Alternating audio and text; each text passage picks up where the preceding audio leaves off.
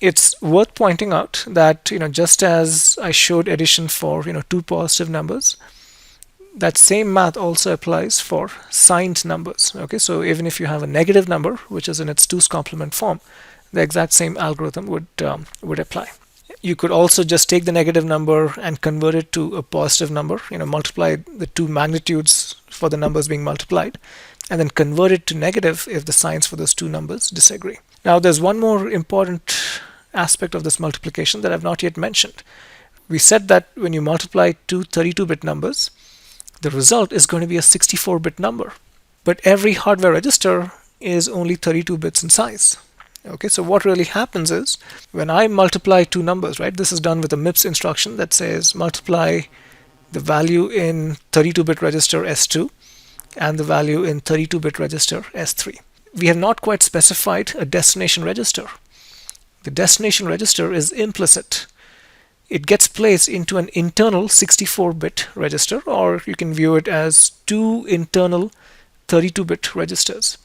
And those two registers are referred to as high and low. Okay, now how do I access that register? It's done with a special instruction which says move from high into register S0 and then move from low into register S1. Okay, so that's how you access the internal registers high and low. And similarly, you do exactly the same thing for unsigned integers. There's a mult-u instruction. Now, what we had done over here is we first designed like a basic algorithm that was easy to understand, and then we optimized it to take up fewer transistors, right? So we created this other design over here that was using a smaller ALU and smaller sets of registers. And the argument is, this is going to be more energy efficient because there are fewer transistors being involved. There are fewer bits that are changing in every single cycle. Now, you can also make the exact opposite argument and say that I don't care about energy efficiency. What I care about is performance. Okay, so I'll show you a second alternative design that is perhaps optimized for performance and not as optimized for energy efficiency or for transistor count. It basically says that with Moore's law, I have lots of transistors, so let's use that to make my multiplication really fast. Okay, so how slow is this original algorithm over here? So I had mentioned that you're going through 32 steps, and these are 32 steps controlled with a clock. Okay, so every time you see that last multiplier bit, you send in a signal saying, should I write or should I not, right? So that's essentially like applying a clock and saying that, with every single time step, I'm going to advance the multiplicand, one place to the left, the multiplier one place to the right, and I'm going to update my register with the new sum. Okay, so I essentially need 32 cycles to do this multiplication algorithm.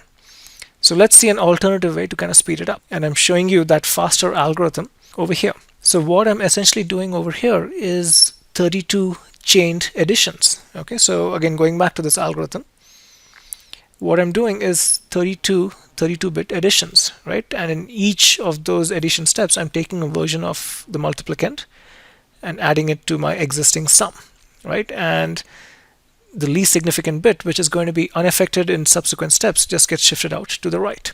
So those exact same 32 additions are also going to be performed over here. The very first addition over here is taking the multiplicand, multiplying it by the least significant bit of the multiplier, which I'm referring to as multiplier 0, right? And that multiplication is easy. That's just a bitwise and with that least significant bit.